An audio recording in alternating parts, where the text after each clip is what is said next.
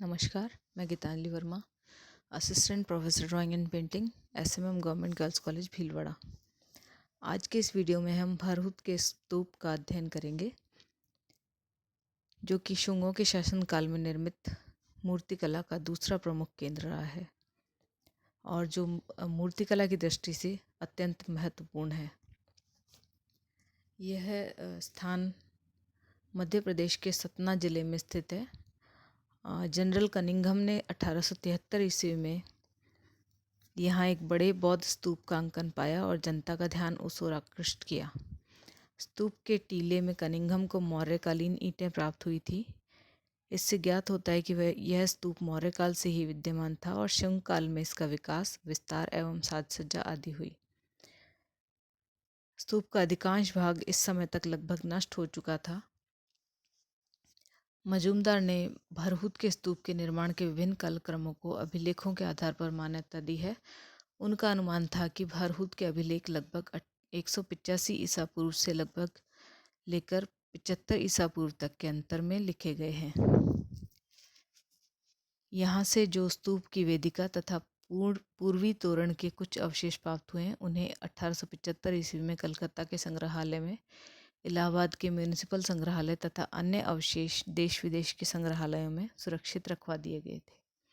यह स्तूप चुनार जैसे रवादार लाल पत्थर का बना हुआ था और इसके तले का व्यास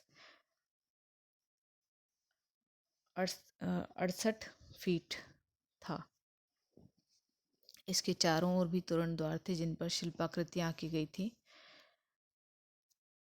चारों ओर की पत्थर की बाड़ बड़ी ही विशाल थी, जिसकी ऊंचाई लगभग 7 फीट 1 इंच थी। भीतर का समाधि स्तूप 12 इंच लंबी व 3.5 इंच मोटी ईंटों का बना था। प्रवेष्टिनी की चारों ओर दिशाओं में 4 तोरण द्वार थे जो 20 फुट ऊंचे थे। स्तूप, बाड़, तोरण द्वारों, स्तंभों, बड़ेरियों पर सर्वत्र बौद्ध कथाएं, अलंकरण, गोमुद्रिका बेलें, यक्ष यक्षिणियाँ, नाग, भगवान बुद्ध के जीवन की ऐतिहासिक घटनाओं का अंकन किया गया है। इसके पूर्व की ओर के तोरण द्वार पर के एक लेख से ज्ञात होता है कि इस कृति का निर्माण शुंग काल में किया गया था। जनरल कनिंघम ने भरहुत के शिल्प का वर्णन निम्न प्रकार से किया है। लगभग 40 जातकों के दृश्यों का कुछ भाग यहाँ अंकित है। कुछ 6 बुद्ध के जीवन से संबंधित ऐतिहासिक दृश्य चित्रित हैं और लगभग 40 ही यक्ष यक्षिणियों, देवता और नागराज की बड़ी मूर्तियां, जिनमें से अनेक पर उनके नाम भी खुदे हुए हैं। अनेक पशुओं की मूर्तियां भी हैं तथा भिन्न भिन्न प्रकार के वृक्षों की भी अनेक मूर्तियां मिली हैं। इन मूर्तियों में पर्याप्त सजीवता है। मानव जीवन में प्रयोग आने वाली अनेक वस्तुओं का अंकन यहाँ विद्यमान है, जैसे गहने, कपड़े, बर्तन, बाजे, अर्धशस्त्र, अस्त्र शस्त्र, नाव, रथ, पताका, राजचिन्ह आदि। विभिन्न अलंकरणों में कमल, माला व कटहल आदि की गौमुद्रिका बेलें बनी हुई हैं। इनमें भी कमल की गौमुद्रिका सबसे गूंथी हुई है। गोल मंडलाकारों में गजलक्ष्मियों के बीच बीच में गहने आदि बनाए गए हैं। जातक कथाओं में से कुछ बड़े हास्यास्पद दृश्य भी हैं, मुख्यतः जिनमें बंदरों से संबंधित दृश्य हैं। उदाहरण के लिए एक दृश्य में बंदरों का लिए जा रहा है। दूसरे दृश्य में एक मनुष्य का दांत एक बड़े संडासे से उखाड़ा जा रहा है, जिसे एक हाथी खींच रहा है। भरहुत में अनेक स्थानों पर नागों के दृश्य भी अंकित दिखाई देते हैं। इनमें कहीं कहीं पर अपने मूल रूप में अंकित किया गया है, कहीं पर मनुष्य के रूप में, जिनके सिर पर उनका प्रतीक नागफन रहता है। भरहुत के एक अन्य अर्धचित्र में एक दुमंजिले भवन की छत पर कुछ स्त्रियां, जो इंद्र की सभा की अप्सराएं हैं, नृत्य कर रही हैं। इनके नाम भी इनके आगे अंकित हैं। ये हैं सुभद्रा, सुदर्शना, मित्रकेशी और अलम्बुशा।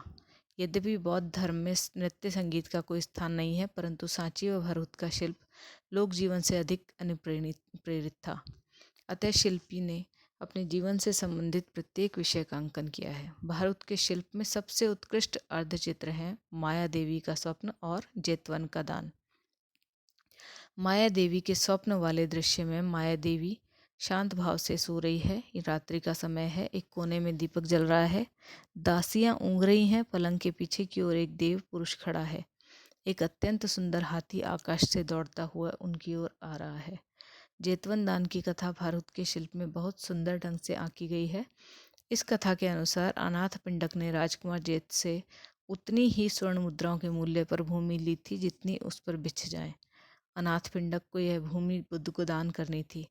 भारत के इस अर्धचित्र अर्थात रिलीफ अर्धचित्र में मोहरें गाड़ियों में से उंडेलकर जमीन पर बिछाई जा रही हैं। राजकुमार जेत खड़े हैं और अनाथ पिंडक भी जल की झारी लेकर वन का दान कर रहे हैं। एक और संघ की भीड़ खड़ी है।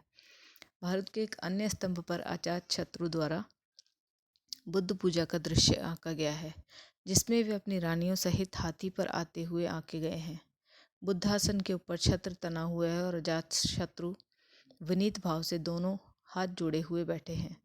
भारत के शिल्पी ने कमल के विभिन्न प्रकार के आलेखन में अपनी मौलिक सृजन शक्ति व कल्पनात्मकता का परिचय दिया है। भारत की इस शिल्प कला में लोक शैली के दर्शन होते हैं। इस लोक कला में उस समय के समाज के दर्शन होते हैं। उस शिल्प से हमें शुंग युग के लोगों के रहन सहन और पहनावे का भी पता चलता है। भरूच स्तूप से संबंधित एक रिलीफ इस चित्र में दिखाई दे रहा है।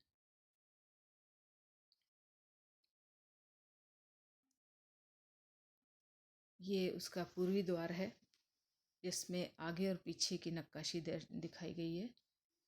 ऊपरी हिस्से में हिरण जैसी आकृतियां कुछ बनी है और नीचे हाथियों की आकृतियां निर्मित हैं।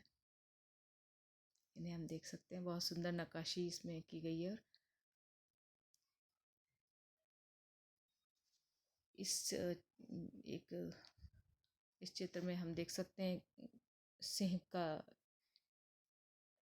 मूर्ति शिल्प एक स्तंभ के रूप में निर्मित है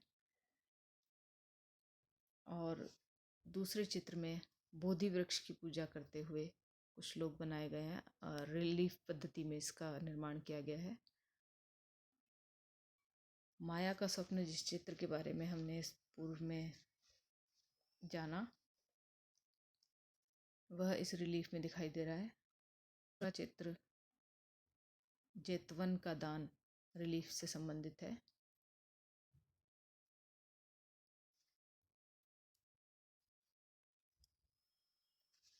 भारत चित्रकला चूँकि शुंगकालीन मूर्तिकला का दूसरा श्रेष्ठ उदाहरण है, उसका अध्ययन हमने इस वीडियो में किया। धन्यवाद।